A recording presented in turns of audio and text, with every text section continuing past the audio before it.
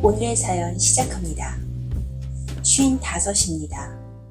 전문직이라 수입은 그럭저럭 됩니다. 문제는 너무 오래 같은 삶을 반복해 왔다는 거죠. 아내는 갱년기가 오고부터 더 예민해졌고 요즘은 친구들이랑 여행 다닌다며 해외로 나가는 일도 많아졌습니다. 딸은 대학 졸업하고 독립했고 아들은 군 제대 후에도 연락이 뜸합니다. 퇴근하고 집에 돌아서면 불 꺼진 거실과 반찬통 몇 개, 그게 내가 사는 집의 전부였어요. 혼자라는 감각이 익숙해졌다고 생각했는데 어느 순간부터는 그 익숙함이 나를 조금씩 무너뜨리고 있다는 걸 느끼고 있었습니다. 헬스장은 그런 나의 유일한 도피처였죠. 그리고 그곳에서 그녀를 처음 봤습니다. 긴 머리를 묶고 조용히 러닝머신 위에 서 있던 여자. 눈을 마주칠 일도 인사를 나눌 일도 없이 그녀는 늘 자기 운동에만 집중했죠. 그런데 이상하게도 그 단정하고 얌전한 옆모습이 자꾸 눈에 밟혔습니다. 며칠 뒤 기구 위치가 어정쩡하다고 무심코 도와준 게 계기가 됐고 그때 처음으로 그녀가 고개를 숙이며 말했죠. 감사합니다. 낮고 조용한 목소리였습니다. 그녀의 말수는 그리 많지 않았고 인사도 늘 조심스러웠습니다.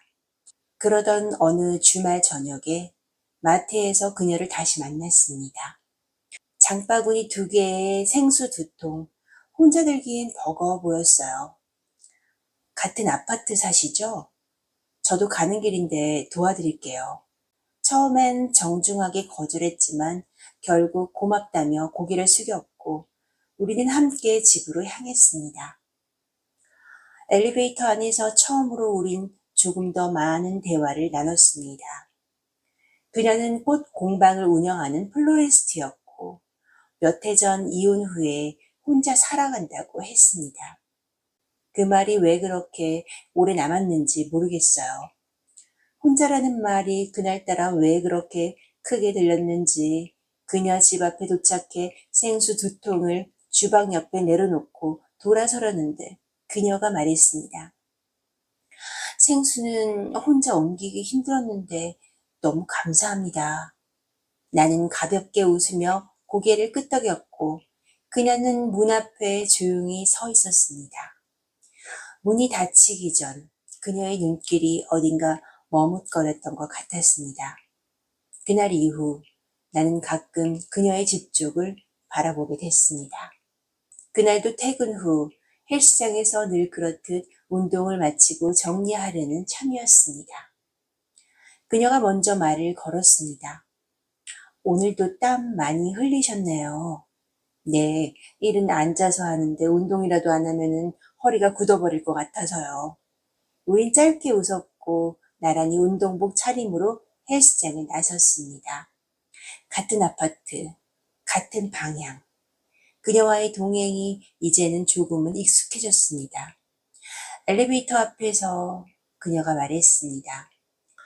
저 시골에서 엄마가 반찬을 많이 보내주셔서요.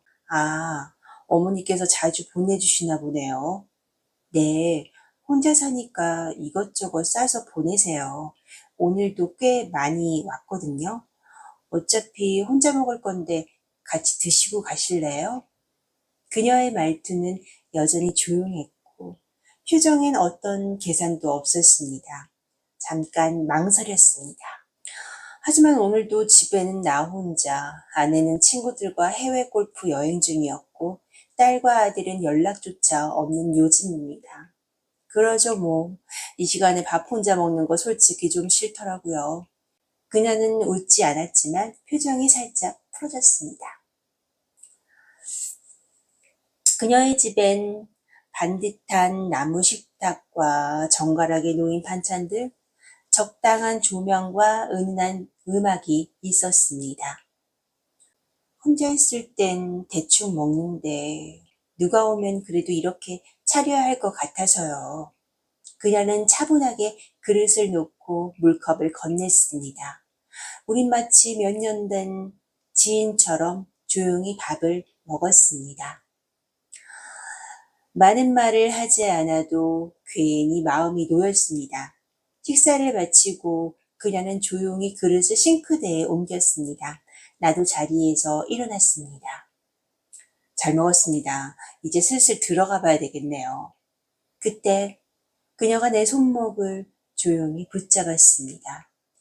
나는 놀란 눈으로 그녀를 바라봤습니다. 그녀는 조용히 나지막히 말했습니다. 오늘은 그냥 가지 마세요. 그 말 한마디, 그 말투, 그 눈빛, 그 손끝의 떨림, 아무 말도 하지 못한 채 나는 그녀의 눈을 바라봤고 그녀는 돌아서며 조용히 방 안으로 걸어 들어갔습니다. 그녀가 열어둔 방문 너머 불이 꺼져 있었고 그 안은 묘하게 따뜻한 온기가 스며 있었습니다. 그날 밤 나는 잊고 지냈던 감각 하나를 조용히 다시 꺼내들었습니다. 언젠가부터 내가 남자라는 사실을 잊고 있었던 것 같습니다. 그녀는 그 밤을 아무 말 없이 그러나 아주 정확히 이끌어갔습니다. 그날 이후 나는 그녀와의 거리를 더 이상 되돌릴 수 없게 됐습니다. 아내는 여전히 친구들과 바쁜 일정을 보내고 있었고 아이들은 각자 삶에 몰두한 듯 내 안부 따윈 관심도 없었습니다. 그녀는 아무 일 없었다는 듯 가끔 저녁을 같이 하자고 했고 그 횟수는 점점 늘어만 갔습니다. 그리고 그녀의 집에 들어가는 순간마다 나는 조금씩 그 감각에 익숙해지고 있었습니다. 그녀는 늘 단정했습니다. 긴 머리를 단정히 묶고 말수 적고 예의 바르고 누가 봐도 얌전한 여자 하지만 이상했습니다. 문이 닫히고 조명이 어두워지고 그녀가 나를 바라보는 눈빛만 바뀌었을 뿐인데 그 분위기는 전혀 다른 세상이었습니다. 그녀는 내가 한 발 다가가기 전 항상 먼저 한 발 더 깊이 들어왔고 나는 그걸 거부할 수 없었습니다. 그리고 나는 그제야 알았습니다.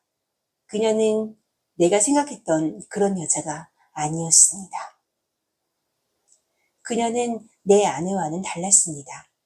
단 한 번도 그런 눈빛으로 나를 본 적 없던 사람, 터질 듯한 욕망을 감추지 않던 여자. 그날 이후 나는 그 집을 나올 때마다 잠시 머리를 식히기 위해 엘리베이터 앞에 한참을 멍하니 서 있어야 했습니다. 몸이 힘들어서가 아니라 마음이 자꾸 그 집안을 떠나지 않으니까요. 그녀는 내게 물었습니다. 또 오실 거죠? 나는 대답 대신 고개를 끄덕였고 그녀는 조용히 웃었습니다. 아무 말도 하지 않은 채 그 웃음 하나로 나는 또 그 집을 향해 걸어가고 있었습니다. 그녀와의 관계는 언제부터인지 계획된 만남이 아니게 되었습니다. 연락이 없어도 메시지가 오지 않아도 나는 퇴근 후 자연스럽게 그 집을 향해 걸어가고 있었습니다. 처음엔 죄책감도 있었어요. 아내는 여전히 내 곁에 있었고 그녀는 아무 말 없이 나를 받아주니까요. 하지만 그녀의 집 문이 열리는 순간 그 모든 복잡한 생각은 어김없이 조용해졌습니다. 그날도 그녀는 말없이 문을 열어줬고 나는 익숙하다는 듯 신발을 벗고 들어섰습니다. 차가운 물 한 잔을 내밀며 말하던 그녀의 손끝 그리고 잠시 스쳐가는 눈빛. 그녀는 아무것도 묻지 않았고 나는 그게 더 위험하단 걸 알고 있었습니다. 내일은 늦게 들어오세요? 그녀의 목소리는 늘 그렇듯 낮고 단정했습니다. 하지만 문이 닫히고 조명이 어두워지면 그녀는 더 이상 얌전한 여자가 아니었습니다. 늘 단정하게 묶은 머리, 화장기 없는 얼굴, 조용한 말투. 하지만 그 몸엔 숨겨진 곡선이 있었고 내 아내와는 전혀 다른 온도가 있었습니다. 나는 그날 밤도 말없이 그녀가 이끄는 대로 따랐습니다. 어쩌면 내가 원했던 걸지도 모르겠습니다. 다 끝나고 욕실에서 나오는 그녀를 바라보다 나는 생각했습니다. 이건 관계가 아니라 빠져나올 수 없는 중독이구나. 그녀는 내게 물었습니다. 힘들면 다시 와도 돼요? 나는 대답하지 않았지만 이미 대답은 정해져 있었습니다. 그녀 집을 나설 때 현관문이 조용히 닫혔고 나는 어두운 복도 끝을 잠시 멍하니 바라봤습니다. 그 감정이 뭔지 정확히 설명할 순 없었지만 단 하나는 분명했습니다. 처음엔 죄책감이었습니다. 다음엔 중독이었고 이제는 이 긴장마저도 즐기게 된 걸지도 모르겠습니다.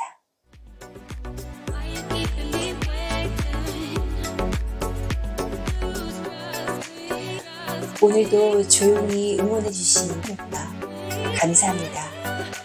구독은 사랑입니다. 판도라 썰 다음 이야기로 만나요.